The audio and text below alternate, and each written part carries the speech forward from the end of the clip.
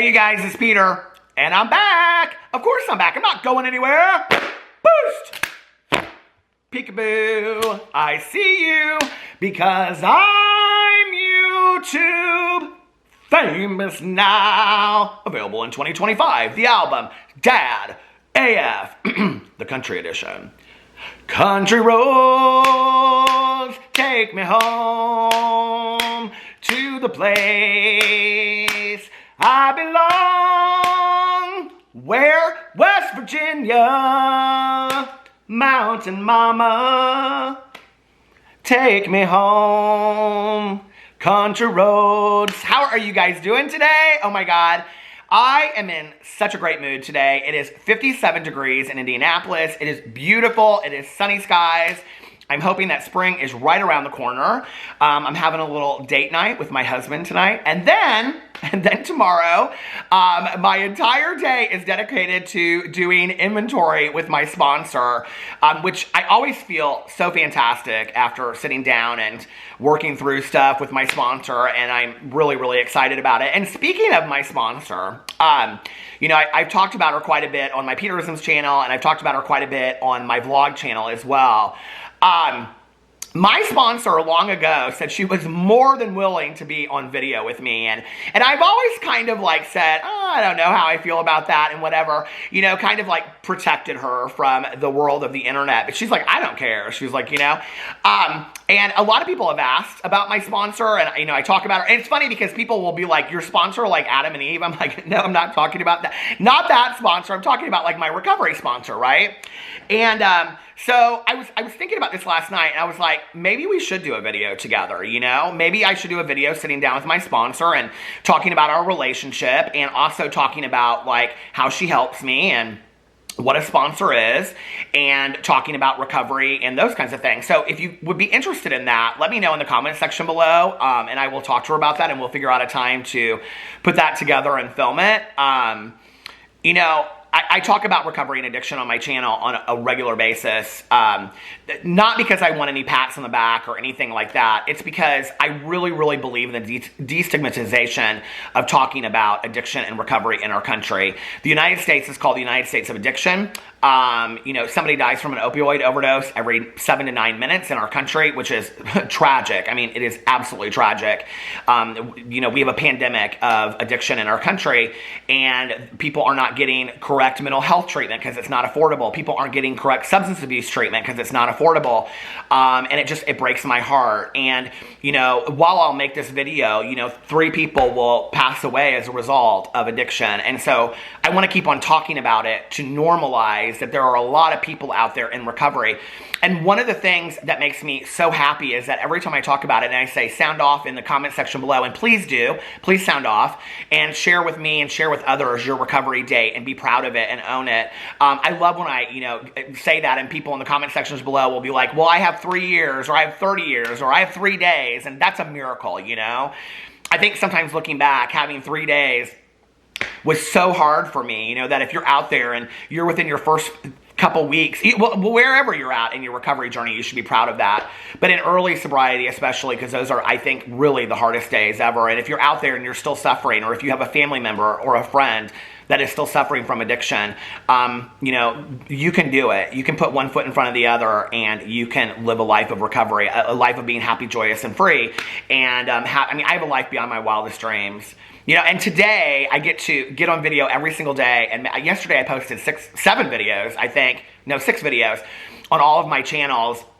And I just love to do this. And you guys are so kind to me, and you're so nice. And I just want to say thank you for that, for allowing me to have a life beyond my wildest dreams. And if you had said to me 26 years ago, before I got sober, 26 and a half years ago, like down the road, like what you're going to see is this amazing life is going and getting fountain pops with your good Judy in the evenings and driving around, and having a date night like I am with my husband tonight, or just laying in bed watching TikToks with your husband and the dogs. I would have been like, oh no, like I need a more exciting life than that. And today I look at that and I think my life is a miracle. I shouldn't be here. I really shouldn't be here. I should be dead. So I just want to say thank you so much for all the support on allowing me to continue to tell my story. The other day on my Peterisms channel, I shared a very personal story called A Little Bit of My Story. And I talked about the 4 years that I didn't go to meetings and how I came back in. So, but if you're interested in me doing a video with my sponsor, please let me know in the comment section below, and I will start working on that. All right, let's talk. Well, first of all, I have 2 birthday shout outs I want to give. The first birthday shout out I want to give is to Manda. Manda said, my birthday is tomorrow. If you could wish me a happy birthday, that would mean so much. So happy birthday, Manda. I hope you have the best birthday in the entire world. And then, hold on, I have one more birthday shout out from, I think, Mama Deb. Hold on a sec. Here it is. Mama Deb said, okay, Peter, Monday is my birthday and hoping you sing to me, LOL. Hope I'm one of the lucky mentions for birthday wishes, hashtag Wolfpack. And the Wolfpack is all of us over here just trying to get, this is what the blue hearts are, just trying to get through life one day at a time. So, Mama Deb, happy birthday to you, cha-cha-cha. Happy birthday to you, cha-cha-cha, in my best Broadway. Happy birthday, dear Mama Deb. Boost! Happy birthday to who? You. All right. So happy birthday to you both. I hope you have the best birthday ever. I'm trying to do my best with keeping up with birthdays, but the more I do it, the more I get. So, all right, let's get into today's video. Today we're going to talk about James Charles.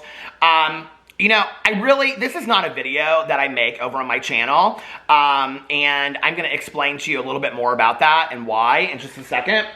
But I wanted to read to you this comment kind of thread that happened because I thought it was really interesting that people understand this about me, and the comments were just really nice. So I put out on Twitter today, what should I talk about today? And literally, you guys, it was just threaded with the James Charles situation that's going on with him and these allegations that have come out. And so somebody said James Charles, and somebody responded and said, I know Peter doesn't usually like to talk about these things, but I would also like to hear his opinion. Someone else responded and said, yeah, only if he's comfortable, of course. But I like how he distributes the situation to us and shares his opinion. Actually allows us to have a conversation rather than just putting out the facts and that's that. And then somebody responded and said, that's what I like most about Peter too. I don't watch his channel for the facts, but for the comments. And I just want to say I really, really appreciate it. You know, a situation like this is not a situation that I normally cover on my channel, period, end of story, okay? I didn't the first time that it came out about James Charles, and with the situation with Coachella. I didn't with the Bi Sister video. You know, I talked about the Bi Sister video, and I talked about what it was about, but I didn't dive deep into it. And I didn't with Shane Dawson, and these are just things I don't, there are a lot of YouTubers that I choose not to speak about on my channel, just because they're constantly in really dark situations like this. And even in talking about Jeffree Star, James Charles, you know, or Shane Dawson and all these things going on, I will refer to what's going on, because I think that you guys already know, but I usually don't go in and do like an intense whole video about it, if that makes sense. So today, it was interesting because people know that, and I was getting flooded and flooded and flooded with comments of people saying, please talk about this is important, whatever.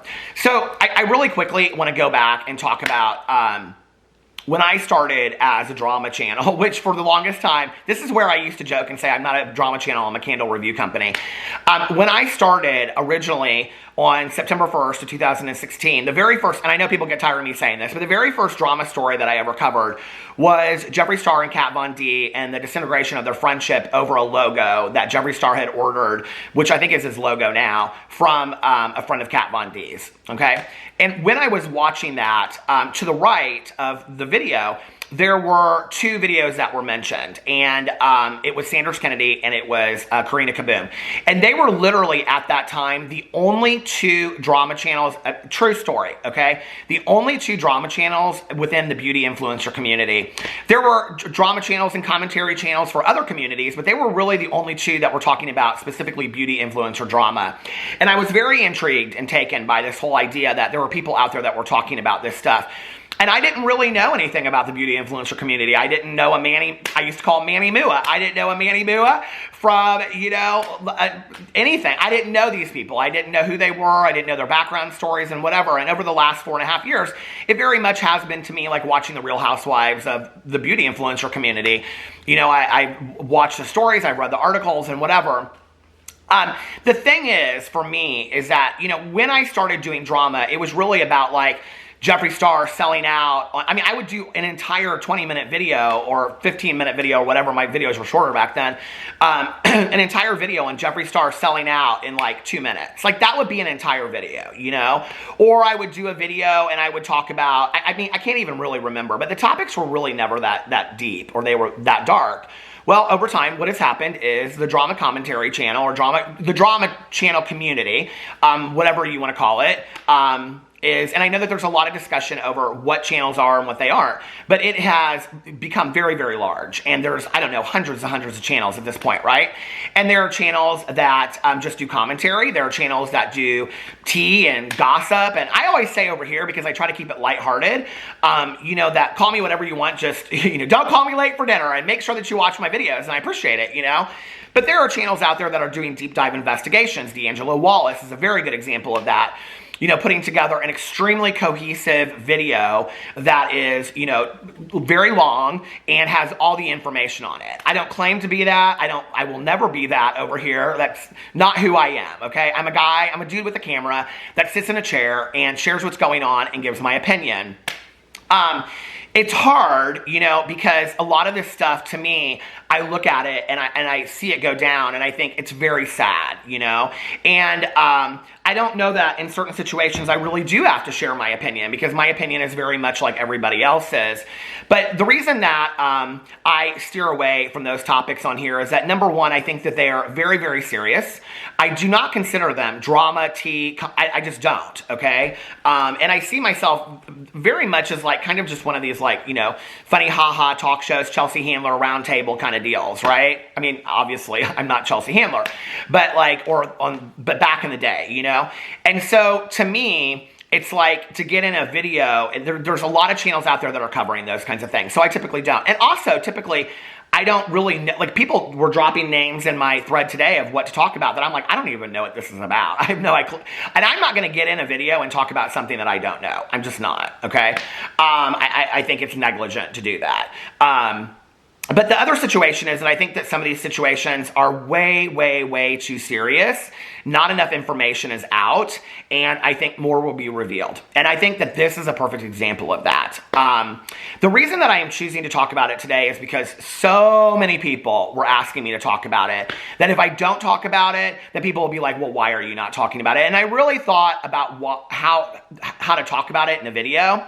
And I think that what I'm going to do is I'm going to let you guys speak instead, and I'm going to read some of your comments. My husband just texted me and he said he's here. Hold on just a second. The drama of having to film every video right in the middle of my house. My husband was nice enough that he went upstairs so that I could finish this video. But anyway, I was trying to figure out a way that I could address this in a video, since so many people had asked me to, but in the same way, to stick true to what my principles are. I love the quote in the movie The Contender, when she says, principles only mean something if you stick to them when they're inconvenient. I think that one of the things that we have to be careful of in situations like this is that, like I said, I do not consider this to be tea. I do not consider this to be drama or gossip. Like, this is a very, very serious situation. And, I feel like almost as a society, we lessen that when it's like brought up in a TikTok, and then it's addressed on Twitter, and then it becomes gossip, and it becomes, everybody has an opinion about it. And I think to some degree, we have to be careful with that, and that's where I think it's interesting to me that if, James Charles had people around him that were telling him how to handle this situation, this is not how you handle this situation. You don't get in a Twitter statement and put this out there that can be held against you forever. I mean, every person in the world has probably screenshot this at this point, right? And is going to use this as a point of reference down the road. So it's like, I think maybe this is where you consult with legal, or, I don't know. It's just like, I have a lot of questions about this whole situation. It's like, I don't know. It's very serious and it's very bothersome to me. So I thought that the way that I could, address the situation on here was by hearing what you guys had to say. And, the first tweet that I put out today was, well, it wasn't the first tweet that I put out today. The first tweet that I put out was, good afternoon, what's up? And then I said, what should I talk about today? And Charles came out and said, oh, it's the Pokemon 25th anniversary, so I mean, there's that. And then Katie said, can you read us a Lonely Doll story featuring Jeffree Stargate? I'm sure that will happen in the next week sometime. And then it was wait. Terry said, I sent you a message on Instagram about the PPP loans and the beauty influencers who took them. That's actually kind of an interesting story. There's a lot of beauty influencers that took PPP loans. If that's something that you guys would be interested in hearing about, let me know. I actually saw a comment on one of my videos, and somebody had mentioned that, and somebody else was like, who cares? And so I thought, well, maybe nobody cares about this. So anyway, Silvana said, if you need to fill up time today, it's my birthday. Happy birthday, Silvana. Let's see. Hillary said, kind of quiet, huh? No, I mean, it's literally all of Twitter is flooded with this. And it really, I don't know, it makes me sad. It really, really makes me sad to have to look at all of this stuff. So anyway, I then put out, if I talk about this James thing in my video, I want to know your thoughts. Let me know what you think, but please say it in a way that I can use it in a video. Okay, so Julia says that I think this is a pattern. Why would it be said so many times? Tara says influencers using their fans as a dating pool is wrong in so many ways. Okay, hold on, I need my reading glasses. I can't see these things. Hold on a second. Issa said, even if this wasn't a recurring theme, it's time for James to understand parasocial relationships. And okay, and goes on and on and on. Let's see. Nicolette said, I think at the very least he should realize he is in a position of power and privilege. Okay, Hannah said, when you're talking about someone being a fan of someone else, there's an automatic power dynamic. Okay, goes on and on and on. Let's see. Tiandra said, hey Tiandra, how are you? She said, discuss how someone so famous can be so negligent and not hire the following. A publicist, a lawyer, a professional dating service, an adult, not his friends, to filter people he should interact with, a manager who isn't his friend. And Heather said, agree. He needs to keep his friends out of his business stuff, hire professional folks who do it for a living. I 100% agree with that. Sierra said, I think James needs to hire someone to vet his prospects for dating, or maybe hire a professional matchmaker. It goes on and on and on. Let's see. Alyssa said, flirting or having relationships with your fans is a huge power imbalance, especially when you have such a large and enthusiastic following. I guess my question would be, do you guys think it's good enough that he came out with this Twitter statement, and James feels like that's the way that he can address it? You know what? I need to go in here and see what people are saying. When I looked earlier at James Charles' Twitter statement, he was actually supposed to release a video today, and he didn't do that. A day ago, he said, I am so excited for today's video, and now he hasn't posted his video. But when he posted the statement yesterday, I want to see what the comments were, because when I went underneath here, the comments were really supportive of James, honestly. People are saying in a court of law, James will win. That's really not the point, I think, someone using James for clout is absolutely disgusting, people are saying. People are defending James Charles in here. Of course, it's James Charles Twitter, so maybe that would be what they would do. But the thing is that in this situation, this is a little bit different than previous, where they were just allegations. This is a situation where James Charles has come out and he has said, yes, this did happen. And this is how it happened, and he explained how it happened, that he unknowingly was, doing this. So it's kind of a different situation than it was before. It's very much a different situation than it was before. So anyway, let me go back in here and read what some of the other comments were that you guys were leaving me. Hold on just a second. Get into... Okay. Let's see what other people were saying. I'm still getting comments on this left and right. What did somebody say? It's really interesting in my comments underneath this thread. It's back and forth. Some people are supportive of James, and some people are saying that it's, Oh, this is interesting. This is from Heather, who's an attorney. Aside from being illegal, the idea That he continues to attempt to date people who idolize him speaks to his ego in a big way. Very interesting. Situation is disappointing. It seems like part of the YouTube community is so heavy and dark. I understand being young and dumb the first time, but at this point it's getting ridiculous. Okay. All right. Oh, Heather again said, I'm shocked his PR team allowed a statement to be released that infers, if not outright admits, to this. It speaks to the company he keeps that would light him up in such a way that the narrative he believes is that he is the victim here. Interesting. James Charles, to my knowledge, has never had a PR person. When I spoke to him back in the day, he told me that he didn't have a PR person, that he did all of this on his own. And I think this is very telling of that he doesn't have a PR person. Let's see. And I think that there are other things that are coming out today as well. Someone said, I think Trisha had a lot of valid points in her video. So Trisha made a video, and it was like 17 minutes long. And she said at the beginning of it, like, you never want to come out and say, I told you so in a video like this. But she went on and repeated a lot of things that she had said about his friendship with Charli D'Amelio. And she went on and on and on and talked about this again, and basically said that James needs to be held accountable for this. Someone said, I think Trisha had a lot of valid points in her video. I mean, maybe in some ways it's not that deep. Maybe he isn't. Okay, but if someone... Okay, it goes on and on and on. So, for one, he shouldn't be flirting with fans and subscribers, especially. I don't understand why we need to have more people... Okay, I think at the heart of the situation, it's really the big picture of the discussion, is that there is an intrinsic power imbalance of using fans as your dating pool. And that keeps on seeming to come up over and over and over and over again. I do think it's interesting, that like, I just don't understand that kind of mentality. It's like... This is a horrible analogy, but I just have to share this. So I have a subscriber, and her name is Jen, and she is just fantastic, okay? And Jen reached out to me. I share this on my vlog. Jen reached out to me, and she had unused Audible credits. And she was like, I want to gift you these Audible credits because I'm not going to use them. I'm going to cancel my Audible subscription, and I'm just going to lose these. First of all, Jen, thank you. It was literally the gift beyond gifts. It was just so nice, right? And I was like, I can't accept this from somebody. I mean, it was like 8 credits. Well, now she gave me even 3 more. So it's like, it's over $100. And she's like, I'm not going to use them. They're just going to completely go to waste, right? And I was like, I'm not comfortable with this, And she was, and I told her, I said, I can't accept this. And she was like, well, I'm going to lose them if you don't use them. So please, just, accept this as a gift. I love, watching your videos. I love hearing you talk about books. I'm excited to see what books you pick and things like that. And we kind of went back and forth, and I just was like, no, I can't do this. And then finally, I was like, okay, this is so nice. This is so gracious if you're going to do this.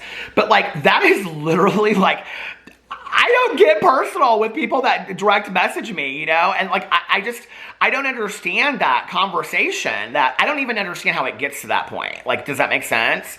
And the thing is that I believe, in my heart of hearts, I really do believe this, that James Charles is taking a page out of Jeffree Star's book when he found Nate, okay? And I think that, to some degree, James Charles thinks he's going to just meet some random person out in the middle of nowhere that has nothing to do with social media or whatever, and that he's going to bring him into his world, and he's going to make him his boyfriend and all this kinds of stuff, right? But I just think, like, I mean, even with, like, if you go back to the Jeffree Star thing with Andre Marhold, right? That we were DMing each other on Instagram is what, Andre Marhold said, that he, like, dipped into his DMs. If you go watch the interview that Jeffree Star did with, I can't think of what his name is, but it was on, what was that channel called? I think Fox Soul or something like that. He said in there that Jeffree Star dipped into his DMs. Okay, well, here James Charles is dipping into people's DMs and having conversations with them. I just think it's interesting. I don't know, first of all, why. I would think if I can't imagine that James Charles, unless he thinks nothing that he is doing is wrong whatsoever, why he wouldn't be so apprehensive ever. Because, I mean, there have been people that have come out that have just been like, yeah, we were chatting in DMs, and this is what he said, that you would never, ever do that again. Like, never chat with somebody in a DM again. Ever. Period. End of story. Right? And the fact that he continues to do that, to me, is just like, is that ego and pride? Is that I think that I'm just above it all? And, whatever. It doesn't apply to me because he keeps on doing it over and over and over again. I don't know. It's just, It's so sad and it's so problematic to me, and it just continues to happen. And you know, a lot of people were coming out and saying things. Keemstar put up a whole video. I mean, he probably did a drama alert about it, but he came out with a video on his YouTube and talked about it happening over and over. Trisha Paytas came out and talked about it happening over and over and over again. You know, it'll be interesting to see what happens with this in the next few weeks. You know, I think this is probably a situation that's not going to just go away overnight. I think it's going to be a situation where I think we're going to hear more people come out and say things. And, you know, I think that, I don't know. What do you guys think? Put it in the comment section below. I love you guys, and hopefully tomorrow I'll be bringing happier gossip tea stories, because this is not that. This is too serious. Anyway, I love you guys, and I'll see you then. Bye.